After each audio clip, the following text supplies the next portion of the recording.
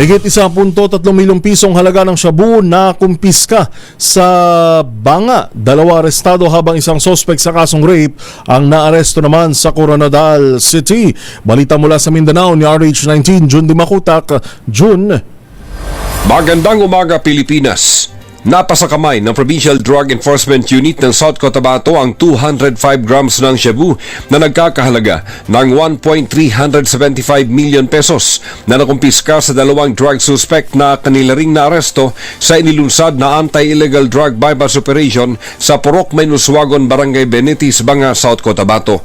Kinilalang 2 naaresto sa mga palayaw nilang King, 42 years old, may asawa, at Dokay, 53 years old, may asawa, parehong jobless at residente sa nabanggit na lugar. Batay sa Banga PNP, nasa talaan ng PDA-12 bilang isang high-value individual itong si King at inihahanda na ang kasong isasampa laban sa 2 bilang paglabag sa Article 2 ng RA 9165. Samantala, arestado rin ang isang alias Gandul, 45 years old, sa kasong rape sa Barangay Paraiso, Coronadal City, South Cotabato. Batay sa record ng Coronadal PNP, may pending warrant ang suspect na matagumpay nilang naaresto sa nabanggit na lugar na nasa top 10 regional most wanted person at nakatakda ring iharap sa korte sa sandaling dumating na ang commitment order nito mula sa korte.